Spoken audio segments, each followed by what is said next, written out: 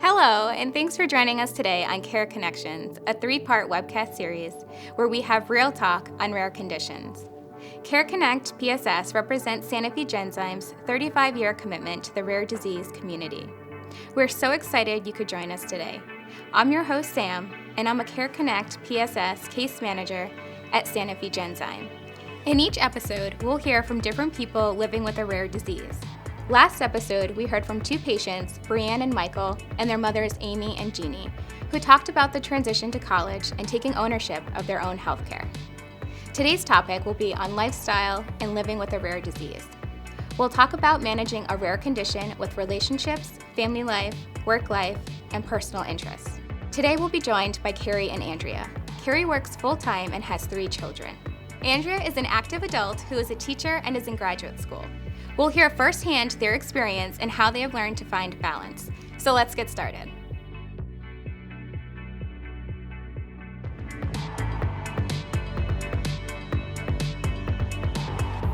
So to start things off, can you guys each just introduce yourselves? My name's Carrie. I'm 37 years old. I'm from St. Louis, Missouri. I have 3 kids that are 9, 7, and 5, and I just celebrated my 12th anniversary with my husband.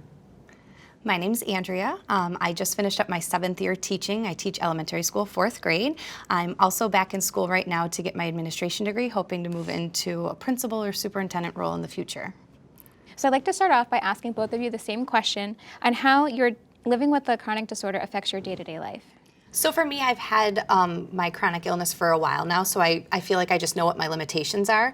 So I make sure that I, follow certain things so that I don't burn myself out. So whether that means staying out of the sun, the heat for extended periods of time, or getting extra sleep so that I can make sure that I'm 100%. And then for me, I think I'm still learning what my limitations are. I don't necessarily let it affect me day to day. I think I've have those burnout days where I just need to sleep extra and get some extra rest, but I'm kind of still learning what my limitations are and how to deal with it. How did the diagnosis of an LSD change your relationships and family life? I don't think it necessarily changed my relationships. I know with my spouse, I think it only made it stronger just because it, forced us to really lean on each other. And, if I'm having a bad day, I need to rely on him to maybe help out with the kids a little bit more. As far as friendships and stuff, I think they understand, if I can't make a social event because I have to do a treatment, or if I have to miss something, I think all my friends are very understanding and family's very supportive. And same for me, luckily I'm surrounded by a wonderful and supportive family and friend group. So with my family, there really weren't any major changes, but with my friends, I've noticed that there have been times where I've had to sit out events and, they start to ask why, and I feel like I have to rationalize or kind of defend my choice. I have to say no to certain things, and it stinks because you don't want to miss out on that stuff. But again, going back to just knowing what your body needs, that's just super important. So that's kind of where the relationships have changed just a little bit. And at what point did you start telling your friends and family about your condition and how you explained it to them? Did they understand?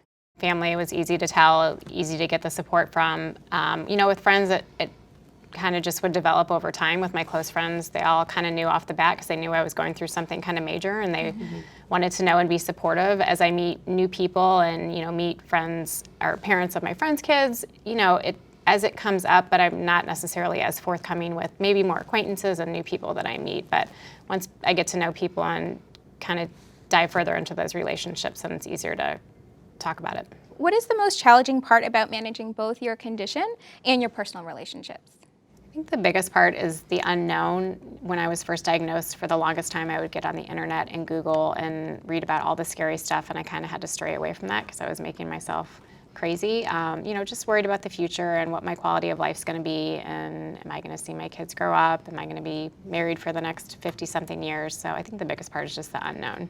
So I think for me, it's thinking down to the future of having kids and, what is that going to look like, and knowing that I have this condition, and how am I going to explain that to a future partner, and how are they going to react? And are they going to be supportive in, having children in a way that maybe might not be conventional? I think that's going to be the biggest challenge. And Carrie, what advice would you give to other women or men with an LSD who are thinking of entering parenthood? We kind of did our research. I was diagnosed after our daughter was born, about 6 months into it.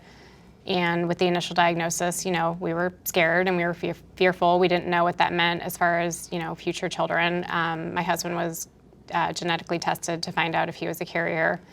of the disease. And once we kind of find out that information, it was a joint decision to decide whether or not to have more kids. And I would just say do your research, and it's a personal decision. I don't think anyone can tell you, to make that choice. But thank you.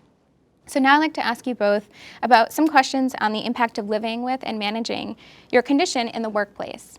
Were you working when you were diagnosed? I was working. I work full-time as a physical therapist. I work in the school setting, so I work with pediatrics. My boss is very supportive. I remember being at work when I got the phone call that they finally got the blood work back and reached a diagnosis. My boss has always been very supportive if, I have to leave work for a doctor appointment or if I have to leave, some reason for a treatment. So she's been very helpful, very supportive. I've never had any concerns or issues. And as far as support from coworkers, a couple of my close coworkers that are also some of my best friends kind of know what's going on, but it's not really something that's kind of out in the open. Mm-hmm. And when I first was diagnosed, I was very early in my teaching career. So I was very worried about what that could mean because of all the doctor's appointments and treatments. I was worried about all the time I was going to have to take off from work for that kind of stuff. But I was lucky enough to be in a district where I was, rallied behind. And now in my current district, my boss, my direct boss, does know about my condition. He knows what he needs to know. And when I kind of talked to him about it, I said, this is something that I need to do in order to be my best self when I'm here at work. So I think he's really understanding of that. So how do you manage working full-time and your condition? How do you find that balance between managing your condition, your work, and your home life? So it's definitely difficult. For me, a color-coded calendar works best because I can really just spread things out and I can find, when I can tuck in doctor's appointments or when, I know I have to have a treatment on a certain day. I know what has to come before or after. And I also just make it a point the things that I need to keep me healthy and active, whether that's going to the gym, keeping your sanity is really important too. I make sure to schedule that stuff too. Same. I schedule my life months and months in advance. Mm-hmm. I have my entire day planned out before it's even started. I also spend a lot of time with mental health and going to the gym early in the morning, typically work out at 5:30, go to work all day, typically have my treatments on a certain day of the week. So my family has kind of worked around that particular time. Sometimes it can be challenging if things come up or if I have an event in my child's school that I don't want to miss, I have to move things around, but it's kind of a learning curve and seem to have a pretty routine schedule at this point. Did you tell your coworkers, and how did you go about having those conversations, and how did they react if you shared that? So like I said, I told a couple of my closest teachers that I work with, definitely the team of teachers that I'm on. It was important for me to let them know, because they have to be there to support my students maybe when I'm not there. At a previous school district I worked at, it was a very small school district, and we actually celebrated Rare Disease Day all together. And they actually really rallied behind me and other people who actually we found out were also kind of dealing with some similar things within the district. So it was really great to have that supportive atmosphere. So I know you both lead active lifestyles, so I'm hoping to talk to you guys about this a little bit more and see if you'll share some of your personal hobbies and interests with us. So for me, I love being outdoors. I'm a very active person as much as possible. I recently took up running, which was something very new for me, but I know I have to run at certain times of the year. But I definitely like being active. I love being outside. Anything near the water is just, I live for that. Same, very active. I love to go to the gym. I love to run outside either early in the morning or late at night just because I'm not a heat person either. But I think, there's so much mental a part of this, disease process. I think getting your mind in the right place has really been beneficial too. Is there any advice that you would give to others? My advice is definitely don't let your lysosomal storage disorder be who you are. It's definitely part of who you are and you have to recognize that, but there's so many other wonderful things that make up who you are as a person, so it's definitely not something that should be the badge you wear. There's a lot more to you. I definitely don't let it define me as a person. It's part of my story and it's part of my journey, and I'm still learning how it plays a role in my life and my kid's life and my spouse's life, but we're all kind of learning together as a team. Thanks to Carrie and Andrea for joining us today and sharing your stories with us. It has been so helpful to hear your experiences about managing your condition with relationships, work, and day-to-day life. This is a good opportunity for me to talk a little bit more about the insurance landscape.